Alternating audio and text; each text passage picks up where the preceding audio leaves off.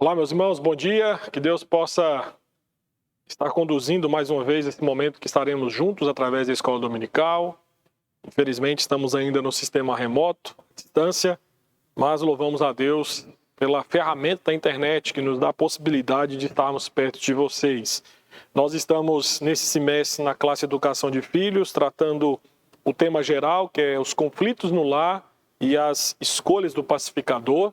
E nós estamos hoje caminhando para a aula de número 6. Então, a aula de número 6 hoje, nós temos como proposta temática para a aula de hoje, confessando os nossos pecados. É uma aula bastante importante, que nós estamos entrando aqui no processo, estamos começando a dar passos, tentando entender como que nós, de fato, resolvemos os nossos conflitos familiares. E hoje, então, nós estaremos aprofundando um pouco mais na ideia de confessar os nossos pecados, como que isso é extremamente importante no que diz respeito a passos pacificadores para os conflitos que enfrentamos na nossa vida. Antes de tudo, vamos então começar orando, pedindo ao Senhor que abençoe a nossa aula e que o Senhor possa nos conduzir nesse momento de escola dominical. Oremos. Soberano Deus, nós louvamos ao Senhor por essa oportunidade que temos de nos reunir em escola dominical, mesmo que de forma remota. E pedimos ao Senhor que abençoe, Pai Santo, aquele que estará ministrando a aula, bem como os irmãos e irmãs que estarão assistindo.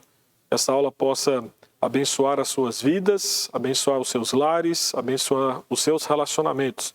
Dai-nos as diretrizes bíblicas para, de fato, entender a importância de confessar os nossos pecados e a importância de confessá-los no que diz respeito à restauração dos nossos relacionamentos. Nós assim pedimos e oramos em nome de Jesus. Amém. Meus queridos, confessar pecado é algo extremamente difícil, ainda mais quando o pecado é dirigido para com o nosso próximo. Parece que quando nós pecamos apenas contra a pessoa de Deus, é muito mais fácil nos curvarmos diante da sua pessoa e pedir perdão a Ele. Mas como é difícil quando nós dirigimos a ofensa não apenas a Deus, mas também contra o nosso próximo. E nós temos que procurar a pessoa a quem nós dirigimos a ofensa e lhe pedir perdão. Então, desde o Éden, a maioria de nós não gostamos de confessar os nossos pecados. Vai contra a nossa natureza caída, a nossa natureza corrompida pelo pecado, confessar de fato que somos pecadores. O que nós fazemos muitas vezes é tentar esconder, é negar, é justificar quando nós fazemos algo de errado. E quando a estratégia falha, o que nós tentamos às vezes é minimizar, às vezes nós chamamos o nosso pecado de engano, às vezes nós falamos, olha, eu não pequei, na verdade você que está fazendo o julgamento errado das minhas ações. Então, se tudo que nós tentamos fazer para justificar os nossos pecados ou tentar tirar o nome de pecado e colocar outro nome no lugar, outra nomenclatura no lugar, nós tentamos culpar os outros. Ou dizemos que a outra pessoa nos forçou a fazer aquilo. Tem uma passagem muito interessante lá em 1 Samuel, agora não me recordo qual que é o capítulo especificamente, que Samuel fala para Saul ir na frente com o exército e esperar até que Samuel chegasse ali para apresentar o sacrifício a Deus. Como os dias foram se passando e Samuel não chegou, Saul foi lá e ofereceu o sacrifício a Deus no lugar de Samuel. Quando Samuel chega e questiona Saul o que aconteceu, Saul se justifica do seu pecado dizendo, olha, eu ofereci o sacrifício no seu lugar, Samuel, porque eu comecei a perder o exército. Então eu tive que oferecer esse sacrifício, eu tive que pecar para que eu não perdesse o meu exército. Meus queridos, eu quero dar esse exemplo para você, apenas para você entender como que nós ficamos cegos por causa do pecado. E em vez de confessar os nossos erros, o que muitas vezes nós fazemos é seguir brigando e especificamente culpando os outros. No livro que nós estamos adotando como livro-chave para as nossas aulas, o Ken Sande, ele fala sobre a regra 60-40. Basicamente, quando duas pessoas entram em conflito, então a pessoa fala o seguinte, olha, eu admito que eu não sou perfeito. Então, eu tenho uma parcela de culpa nesse conflito, que seria 40%. Então, obviamente que a outra parte ficará com 60% da culpa. Então, numa proporção lógica, quem que deve confessar primeiro? Obviamente que aquele que tem 60% de responsabilidade sobre o conflito. Então, eu quero te falar que tudo aquilo que nós falamos até agora é para mostrar maneiras não bíblicas e aprovadas por Deus para lidar com um conflito e nem com a confissão de pecados. A Bíblia deixa muito claro que todos nós pecamos e que nós nunca vivemos entre inocentes espirituais. A palavra do Senhor também nos promete, eu quero citar apenas um texto, Provérbios 28:13, que há a promessa divina de perdão quando nós confessamos nossos pecados. O que encobre as suas transgressões jamais prosperará, mas o que as confessa e deixa alcançará misericórdia. Então, eu quero que você entenda que o perdão é o princípio que governa todo o processo de pacificação. O perdão vamos dizer assim, o perdão é o princípio operativo que restaura a paz entre Deus e nós, entre Deus, nós e os outros a quem nós estamos direcionando ou estamos em conflito. E a confissão de pecados, a confissão de erros, é um dos instrumentos através do qual o perdão pacifica conflitos familiares. Então, a pacificação não se trata de pessoas consertando pessoas, como um técnico, por exemplo, vem aqui e conserta o meu computador que está com problema, está danificado, não está funcionando corretamente. Nada disso. Os pacificadores são chamados para a sutil habilidade e a delicada prática de fazer cirurgias nos olhos, removendo as traves, removendo as vendas dos olhos daqueles que estão vivendo em conflito, permitindo então que eles vejam de fato o conflito que eles estão enfrentando e, mais do que isso, a necessidade de confessar o seu próprio pecado e conceder perdão quando lhe for necessário. Então, o processo de reconciliação, o processo de pacificação de conflitos começa justamente pela pacificação, começa justamente pela confissão, desculpe, e é o que nós iremos falar especificamente na aula de hoje. Então, vamos começar entendendo o que é confissão. Primeira coisa, a confissão diz respeito a um autoexame. Então, na maioria das vezes, nós somos culpados de começar ou de, no mínimo, agravar um conflito no qual nós estamos envolvidos. Então, portanto, o primeiro passo da pacificação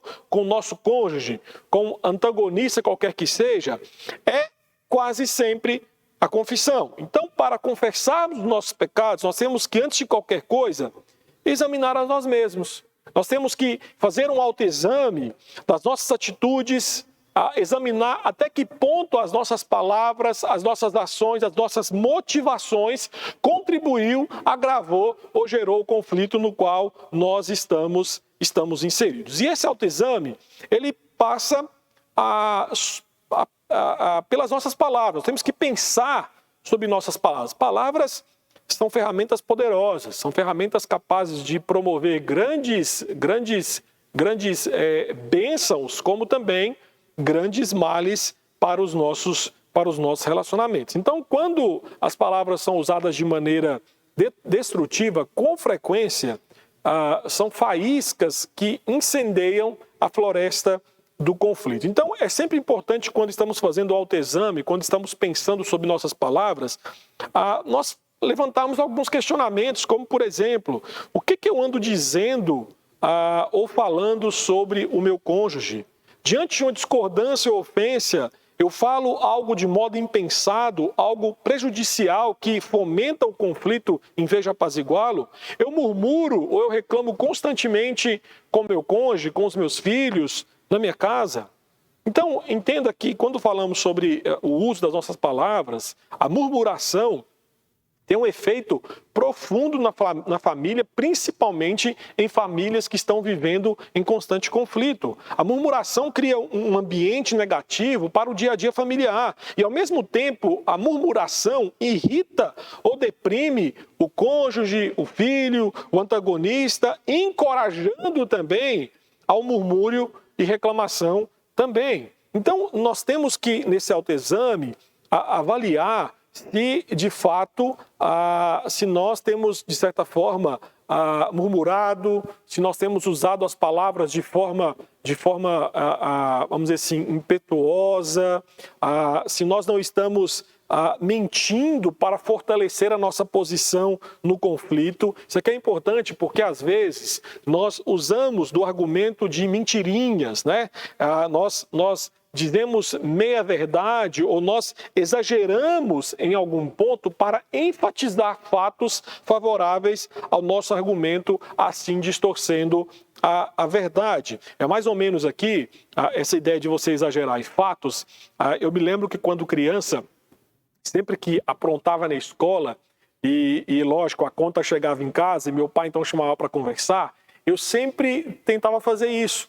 Né? Contava meia verdade do que tinha acontecido e geralmente eu enfatizava demais alguma coisa da minha sala. Por exemplo, pai, a minha sala era muito bagunceira, tem 5, 6 alunos ali que bagunçam demais. Então, naquele momento que eu estava fazendo, era enfatizar que os meus amigos eram bagunceiros, mas esvaziando a minha responsabilidade dos atos que de fato me levaram até diante do meu pai. 90% das vezes, queridos, não dava certo, né? Porque realmente o meu pai ele sabia o que estava acontecendo e geralmente a vara cantava e cantava bonito naqueles momentos. Então, nós temos que, nesses momentos, queridos, de autoexame, examinar se nós também não estamos fofocando.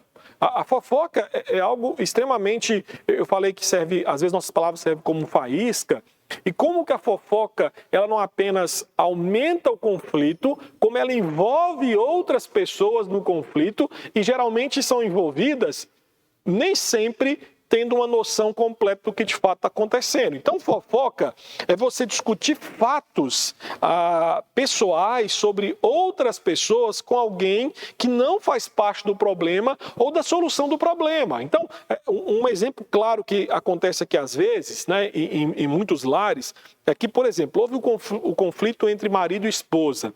Aí a esposa ou o marido, né, vai na casa de um parente próximo, da mãe, da sogra, do sogro, e aí vai contar aquela história toda, mas não é para vai lá e conta, né? Pai, mãe, aconteceu isso, aquilo e aquilo outro, né? Ok, às vezes foi ali pedir ajuda, né? Foi pedir um conselho, só que a pessoa que escuta aquilo não guarda para si.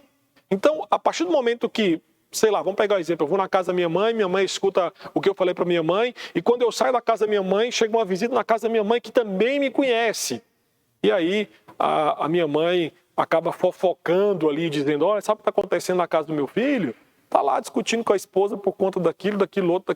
Então, perceba que, às vezes, nós temos que começar o autoexame do que nós estamos fazendo através das nossas palavras. Então, um autoexame, uma confissão começa quando nós analisamos aquilo que nós estamos dizendo e o quanto as nossas palavras têm um impacto forte, poderoso, vamos dizer assim, avassalador e, ao mesmo tempo, propagador da extensão e intensidade do conflito que nós estamos envolvidos. Temos que pensar também sobre nossas ações. E aqui envolve tanto a ação quanto a omissão de alguma ação. Então, é importante nesse momento você levantar alguns questionamentos. Por exemplo, eu tenho agido ou me omitido nos conflitos familiares, piorando a situação em vez de melhorá-la? Eu estou sendo preguiçoso ou omisso com as minhas responsabilidades? Eu já fiz alguma promessa que não cumpri? Então, entenda que a rebelião contra a autoridade ou o mau uso dela também é uma fonte primária de conflitos, tanto dentro quanto fora de casa. Então, é importante você como marido, você como pai, você como mãe, você sempre se questionar. Como marido ou como esposa, eu abuso da autoridade em relação à família, eu não me submeto à autoridade de Cristo nos assuntos familiares. Como esposa, eu tenho demonstrado falta de submissão ao Senhor por falta de submissão ao meu marido. Então, aqui, eu sempre digo que no autoexame, o que vale é a regra áurea. Qual que é a regra áurea? Eu ficaria feliz se meu cônjuge me tratasse da mesma maneira que eu o estou tratando nessa situação. Então, pense que num conflito você tem que analisar, olha, será que a forma que eu falei com a minha esposa, será que a forma que eu falei com o meu filho, será que a forma que eu tratei o meu marido, Será que é dessa forma que eu gostaria que eu fosse tratado? Será que se ele me tratasse do jeito que eu tratei, será que eu ficaria feliz? Então aqui, no momento de examinarmos, né, aquilo que nós temos falado, aquilo que nós temos feito, aquilo que nós não temos feito e deveríamos fazer, a omissão, temos que levar em consideração a regra áurea. Outro ponto importante é pensar sobre atitudes e motivações. Pastor, como é que eu sondo motivações dentro das minhas atitudes? Filipenses capítulo 4, versículos 2 a 9, nos oferece um exame completo de nossa atitude. Filipenses 4, de 2 a 9, descreve como que os cristãos devem pensar quando enfrentam conflitos. Nós devemos também, queridos, ser nesse processo de autoexame sobre nossas atitudes e motivações, devemos ser implacáveis na identificação dos ídolos do coração que podem estar governando nossas ações, nossas palavras, nossas motivações, nossas omissões. Lembrem-se, nós falamos sobre isso, que desejos viram exigências, passando assim a dominar o nosso coração e nos levando a punir aqueles que nos negam o que nós queremos. Esses ídolos devem ser identificados, devem ser confessados, devem ser renunciados se queremos restaurar a paz nos nossos relacionamentos. Então, nós começamos com o autoexame. Lembre-se disso, não é? Pastor, eu estou começando um processo de confissão. Então, primeiro eu vou examinar aquilo que eu disse, aquilo que eu fiz, aquilo que eu deveria fazer e não agir como deveria, e devo também sondar as minhas motivações que me levaram a agir como eu agi. Passando isso, nós vamos então agora para os 7 passos da confissão. Nós começamos a analisar, identificamos que existe algo de errado, vamos então para a confissão. Meus irmãos, não são raras as vezes que nossas confissões de erros, de pecados, são neutralizadas ou até mesmo têm um efeito contrário, desejado, porque nós não sabemos como admitir corretamente nossas falhas uns aos outros. Às vezes, a nossa tentativa de pedir perdão, a nossa tentativa de confessar um erro, acaba gerando outros problemas, porque às vezes a pessoa não entende que você foi pedir perdão, às vezes a forma que você coloca que você errou, nem sempre de fato é uma confissão. Então, quantas vezes nós dizemos, por exemplo, olha, eu sinto muito se te magoei, ou vamos esquecer o passado, ou até mesmo, olha, eu acho que a culpa não é completamente sua. É verdade que quando nós usamos esse tipo de argumento em nossas confissões, a pessoa pode temporariamente aceitá-las. A pessoa às vezes pode ouvir você dizendo, olha, sinto muito se te magoei. Você fala uma, você fala duas, você fala 10, você fala 20. Com o passar do tempo, aquela confissão, ela se torna tão mecânica, ela se torna ilegítima, ela se torna sem qualquer efeito para a pessoa a qual você está dirigindo aquela confissão. Então, eu quero mostrar para você que a Bíblia não nos deixa às escuras sobre como devemos confessar os nossos pecados uns aos outros. A Bíblia nos estimula a isso, confessar os pecados uns aos outros, é que a palavra do Senhor nos fala dos mandamentos recíprocos, principalmente nas cartas paulinas. A Bíblia nos oferece, então, diretrizes específicas para uma confissão eficaz e nós vamos falar sobre elas agora. Primeiramente, inclua todos os interessados.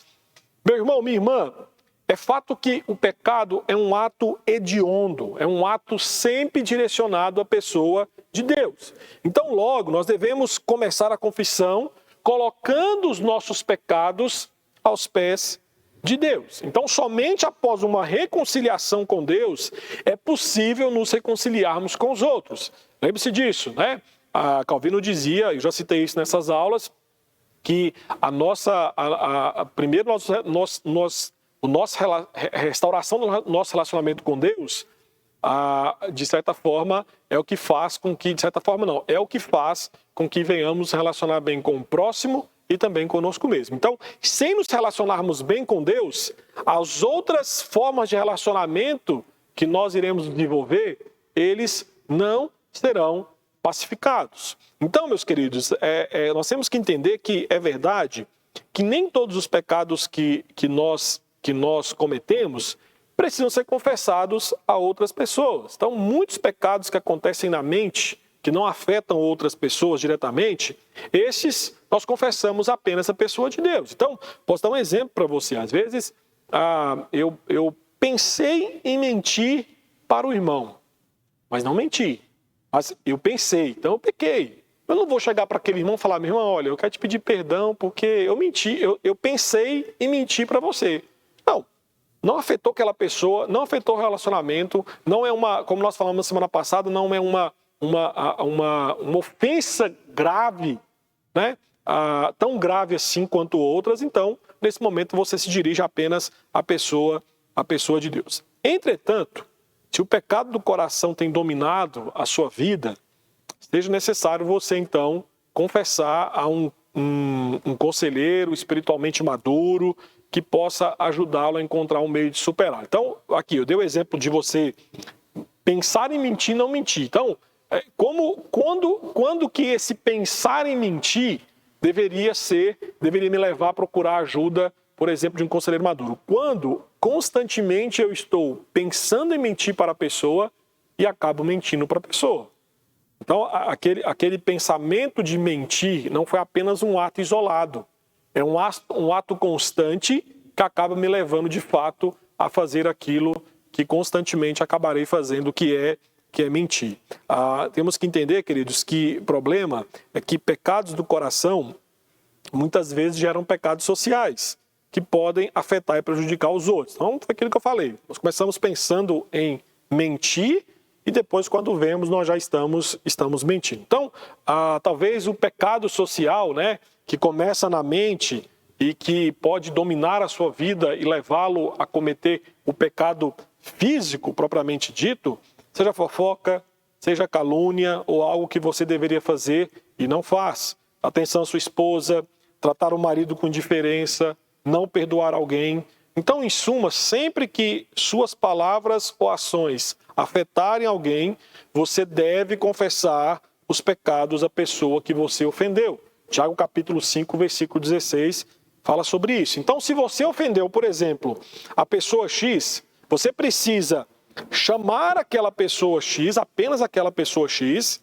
e confessar o seu pecado. Mas se o seu pecado afetou mais de um indivíduo, então você tem que confessar para cada um deles. Vou dar um exemplo aqui.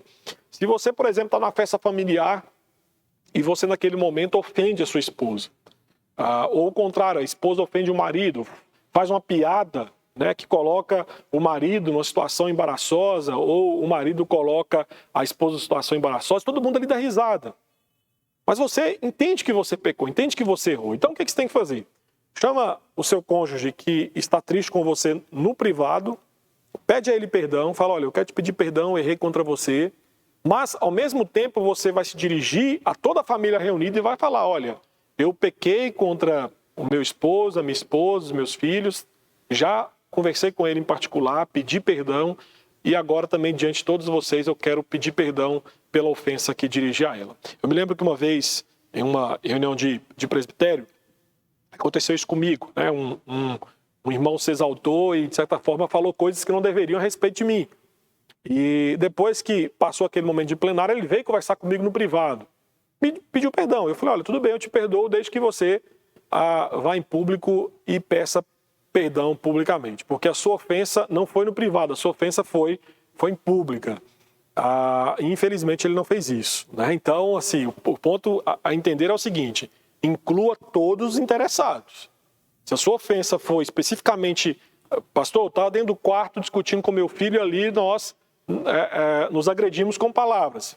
Procure um ao outro no privado e peça perdão. Agora, pastor, olha, nós começamos a discutir no quarto, fomos para a sala, e lá estava minha esposa, estava meu filho, estava a namorada do meu filho, então reúna todo mundo que está envolvido e peça perdão e confesse seu pecado diante de todo mundo. Outro ponto importante: evite o se, o mas, ou talvez. Você já viu como que políticos se justificam dos seus crimes eleitorais? Eles são extremamente evasivos em suas respostas. Geralmente eles usam esse tipo de conjunção, né? Se, mas, talvez. Então, confissões evasivas, geralmente, não são aceitas pelo público e são fatais para a confissão dentro do casamento e dentro de uma família. Geralmente, confissões evasivas são usadas como uma tentativa de diminuir a culpa do pecado confessado. Então, pense bem, a pessoa diz, você começa a conversar com a pessoa e ela vai confessar para você o pecado. Ela vai dizer assim, olha, pode ser que talvez eu tenha errado. Se a pessoa dispensar o pode ser e o talvez, ela vai dizer, eu errei. Ou pode ser que ela diga para você, olha, talvez eu pudesse me esforçar mais. Se ela retirar o talvez, o que ela vai dizer de fato é, eu tenho que me esforçar mais. Ou pode ser que ela possa usar o argumento, eu provavelmente deveria escutá-la mais. Risque o provavelmente. Então, quando nós adicionamos a condicional se, né, o se, nós mostramos que estamos em dúvida se cometemos aquela ofensa. Então, é mais ou menos aquela ideia, né? Sinto muito se fiz algo para te chatear. Verdadeiro arrependimento, queridos, e perdão não vem acompanhado de confissões com si, com mais ou com talvez. Então, além disso, as confissões evasivas que utilizam, né, o mas, tendem a cancelar tudo aquilo que vem antes dele na frase. Então, vou dar um exemplo para você aqui, olha. Eu sei que não deveria ter perdido a paciência, mas eu estava cansado. Ou quem sabe, né, depois de uma briga, depois de uma discussão mais acalorada, você se dirige para o seu cônjuge e diz, olha, eu não deveria ter dito aquilo, mas tem vezes que você me irrita. Então, quando as pessoas ouvem mas, sentem que você acredita mais nas palavras que veio depois do mas do que na confissão que veio antes do mas. Então, confissões com si, com mais, com talvez, essencialmente comunicarão que você ainda não assumiu a responsabilidade por suas ações e palavras e que não é provável que você mude no futuro. Além disso, nós temos aí o terceiro passo. Seja específico ao admitir os seus erros. Procure ser o mais exato possível. Quando você admitir especificamente o que fez de errado, é importante que você fale de fato o que você fez. Se for necessário, especifique até o mandamento bíblico que você violou, que você assim vai comunicar ao seu cônjuge que realmente você está enfrentando o problema, que você está facilitando, fazendo de tudo para facilitar o perdão dele ou o perdão dela. Então, seja específico, e ser específico ajuda também você a identificar o comportamento que precisa ser mudado. Então, por exemplo, em vez de você falar, né, olha, eu sei que tenho sido um péssimo marido, você pode muito bem dirigir para sua esposa e dizer, eu tenho pecado contra Deus e contra você. Ele ordena que eu ame você como Cristo ama a sua igreja, dando a si mesmo por ela. Eu não tenho chegado nem perto desse amor, em vez de te amar, eu tenho amado mais a mim mesmo do que a você. Então eu lhe peço perdão por esse pecado. Então esse tipo de confissão ajuda a criar esperança de que as coisas vão realmente ser diferentes à medida que vocês estiverem trabalhando juntos para vencer os conflitos. O quarto passo, peça desculpas. Meu irmão, minha irmã, certifique-se de que suas desculpas estão claras. Explique seu arrependimento por ter magoado os sentimentos do seu cônjuge ou ter prejudicado os seus interesses. Desculpas mais eficazes são aquelas que comunicam que você entende como ele ou ela se sente por causa de suas ações ou de suas palavras. Então, por exemplo, quando você erra para com seu cônjuge, você chega e diz, olha, eu entendo porque você, amor, você está frustrada comigo.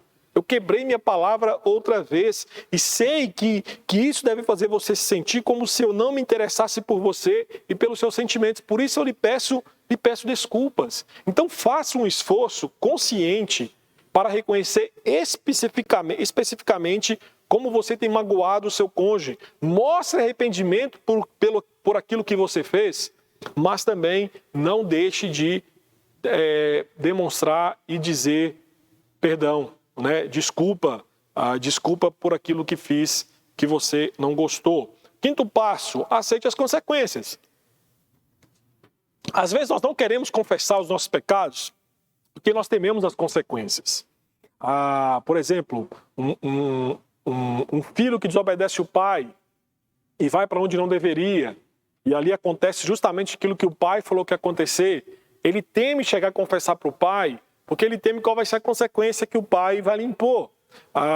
Ou às vezes um cônjuge, né, flerta com alguém no trabalho, ele tem medo de confessar o pecado, não é pelo ato em si, mas é pelas consequências que a confissão pode derramar sobre a vida dele. Então perceba que nós não temos, o problema nosso é que nós não temos medo.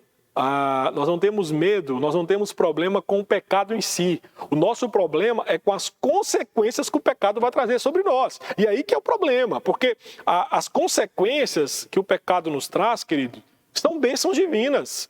Nós pensamos às vezes o seguinte, olha, a consequência, alguns falam assim, olha, o pecado é bom, a consequência que é ruim. Não, o pecado é péssimo e a consequência é uma bênção. Sabe por que consequência é uma bênção? Eu vou te explicar por quê.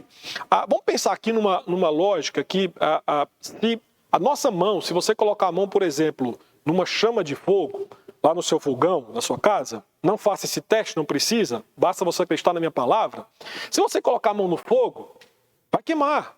Então, a consequência lógica é que quando você coloca a mão naquela chama quente e queima a sua mão, você faz o quê? Você puxa. Já pensou se nós não sentíssemos dor quando o fogo pegasse em nossa mão? Então, a consequência de sentirmos aquela queimação é que nós tiramos a mão.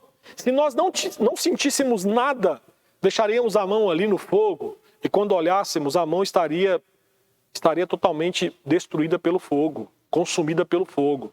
Então, é justamente a consequência. A consequência existe justamente para que quando nós formos pecar, nós possamos dizer, opa, esse pecado é péssimo.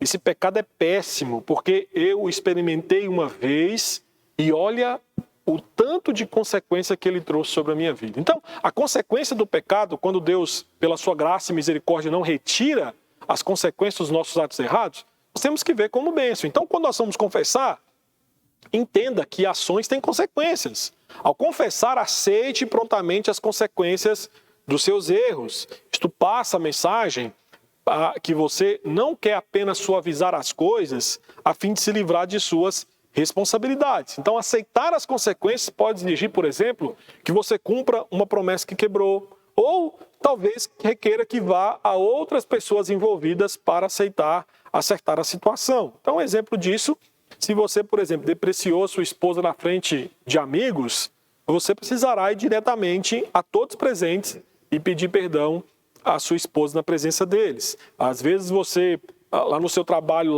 você pegou algo que não deveria pegar. A consequência é que você vai ter que ir lá no seu trabalho, procurar o seu patrão e dizer, olha, eu peguei o que não deveria ter pegado. A consequência pode ser sua demissão.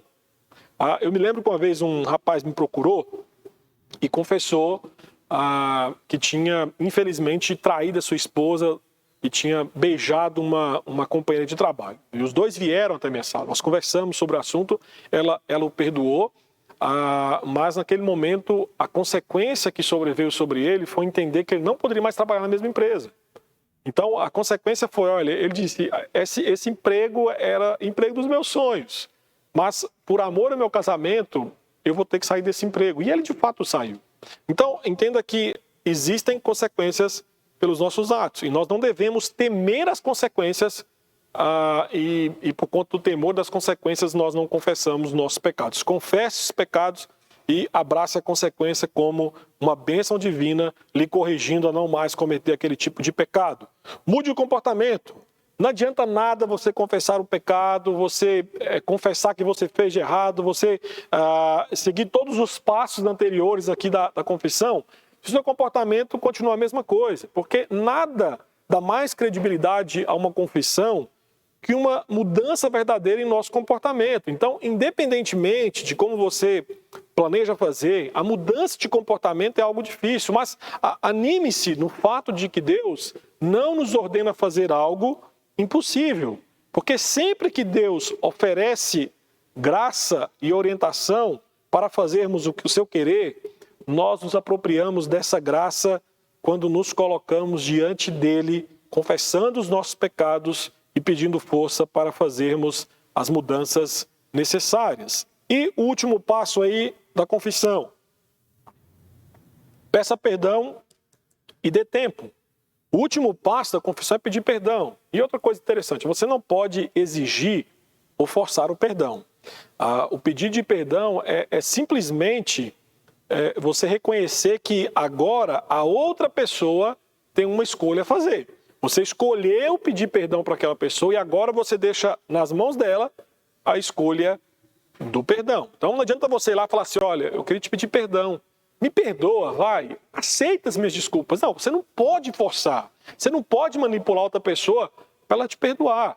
Então, as pessoas, temos que entender que as pessoas reagem à confissão de forma diferente. Alguns perdoam imediatamente, enquanto outros levam aí mais tempo para perdoar. Então, se o seu cônjuge é do tipo mais demorado, dê a ele tempo para que ele possa lidar e trabalhar com o seu coração, com seus sentimentos. Se a decisão do seu cônjuge demorar demais, aí talvez seja necessário você avaliar se realmente você cumpriu esses 7 passos aqui prévios da confissão.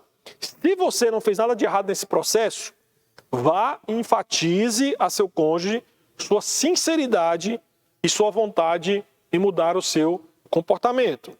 Nesse processo é importante também que você ore por seu cônjuge, ore para que Deus dê a ele ou a ela a graça para perdoar você. Mas, no caso, pastor, olha, tem 1 ano que eu pedi perdão pelo meu marido, para minha esposa, para o meu filho, para o meu pai, e até agora ele não falou nada. Então, assim, se seus esforços sinceros não resultou em nada, então seja a hora de você procurar uma outra pessoa para ajudá-lo nesse processo.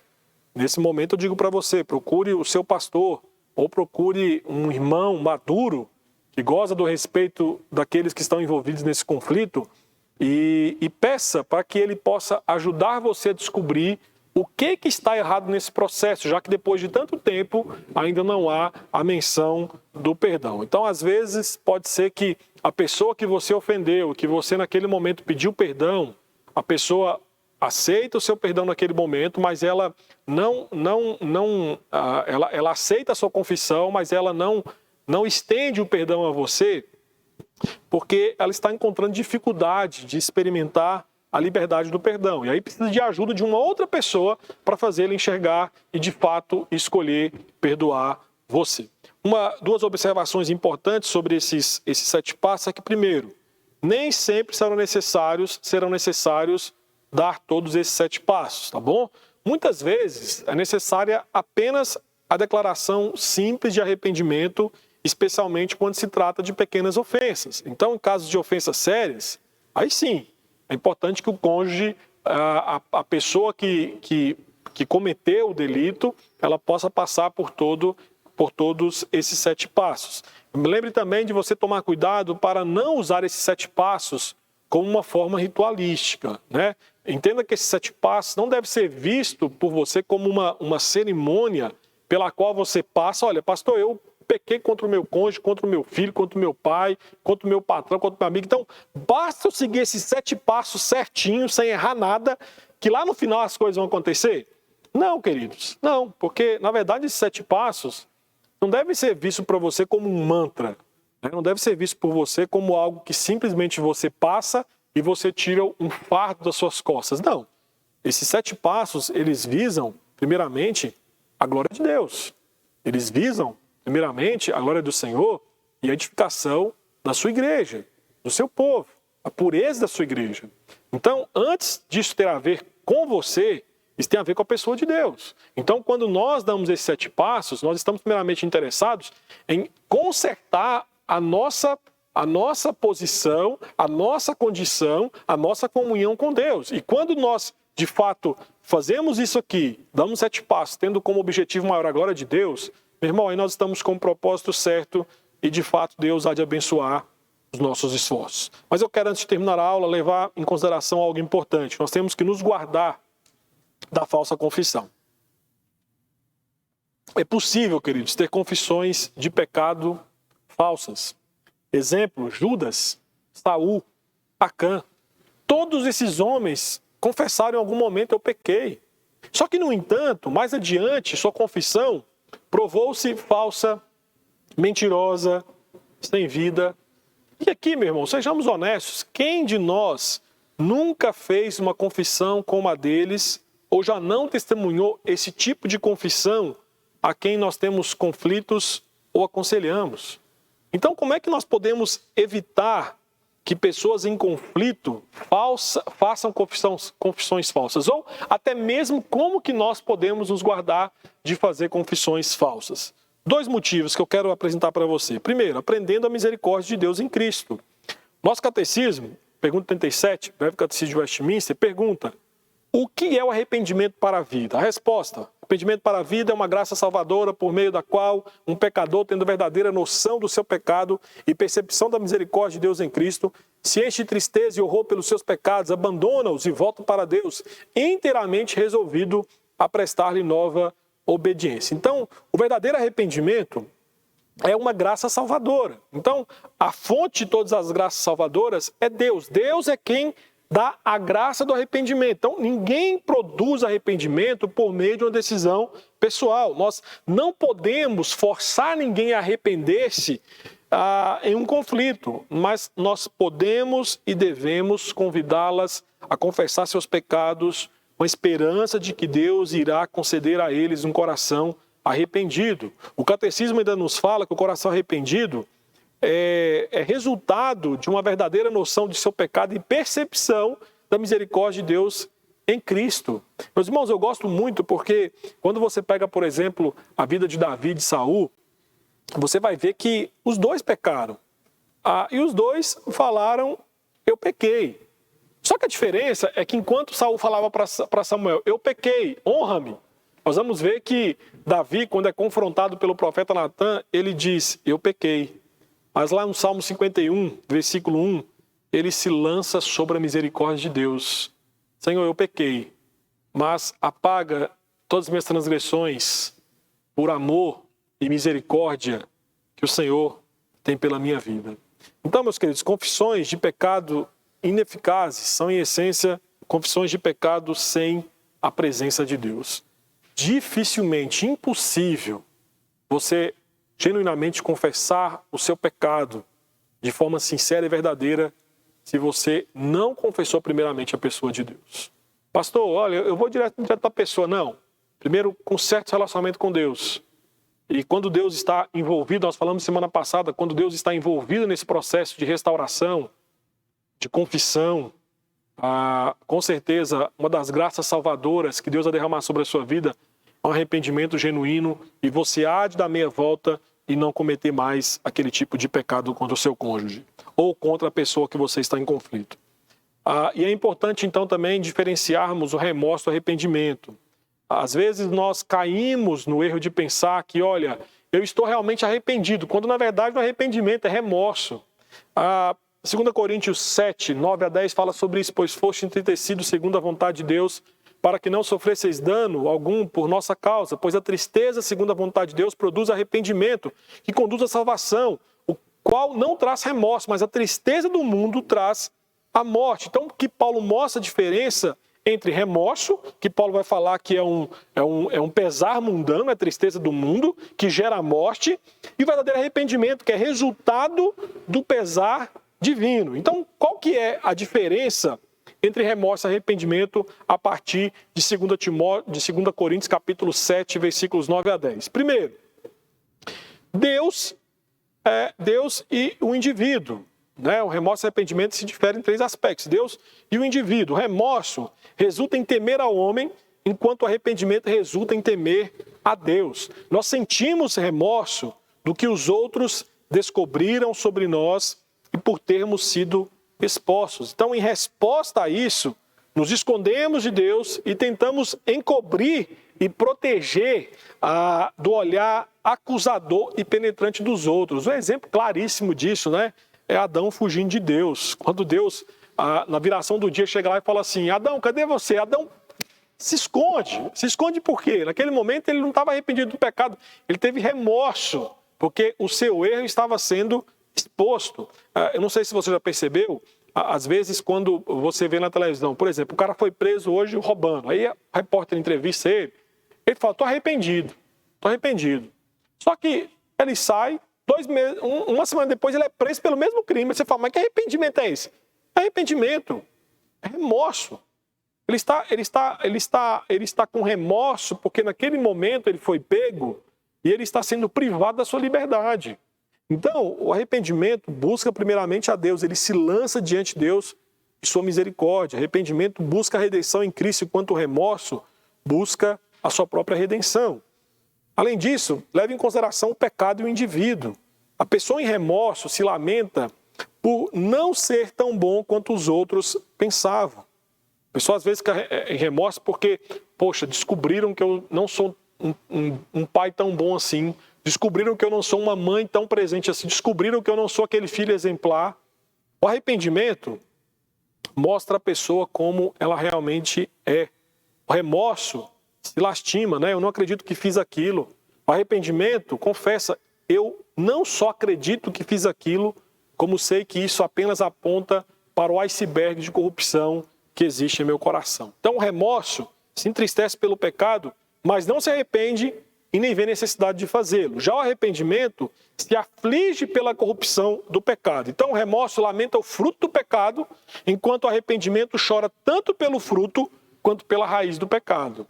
E também, queridos, os outros e o indivíduo, né? O remorso leva à autojustificação ou à autocondenação.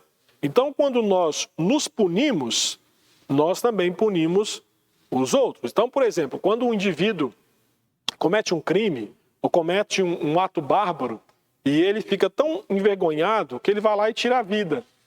De certa forma, ele está se punindo por aquilo e, ao mesmo tempo, ele está punindo os outros com aquele ato impensado. O arrependimento, queridos, ele leva à justiça de Cristo. Nos regozijamos pelo fato de não sermos condenados graças à obra de Cristo. O remorso nos faz desprezar os outros em pecado e nos instiga a acompanhá-los. O arrependimento nos compela a restaurar os outros. Então o remorso afasta uma pessoa do povo de Deus, o arrependimento o traz de volta para a verdadeira comunhão com o povo de Deus. Dito isso, queridos, vamos para as aplicações da aula de hoje. Aqui nós encerramos a nossa aula. Por amor aos seus relacionamentos, primeiramente, não tenha medo de seguir as diretrizes bíblicas da confissão. Meu irmão, minha irmã, pai, mãe, filho, se você está nesse exato momento passando por algum conflito familiar, não tenha medo de seguir as diretrizes bíblicas da confissão. Pastor, mas eu não sei qual vai ser a resposta dele, eu não sei se ele vai entender minha confissão. Meu irmão, confie no processo que Deus estabeleceu na sua palavra. Confie que a Bíblia é suficiente. Confie que o Senhor há de honrar aquilo que Ele prometeu honrar, que é a sua palavra. Então, o que compete a nós não é duvidar, mas se aquilo. O que o Senhor espera de nós é obediência à sua palavra. Então, nós obedecemos confiados que o Senhor há de cumprir aquilo que Ele prometeu em sua palavra. E lembre-se, Deus é fiel àquilo que Ele cumpre em sua palavra. Então, se seguirmos as diretrizes bíblicas da confissão, o que nós vamos fazer é aquilo que eu disse alguns momentos atrás. Nós estaremos colocando sobre o outro a responsabilidade de escolher o perdão. Nós já tomamos a decisão, já reconhecemos nossos pecados e estamos ali agora pedindo perdão para a pessoa e cabe a ela a responsabilidade de escolher perdoar. Segundo, não tente enganar a Deus com falsas confissões.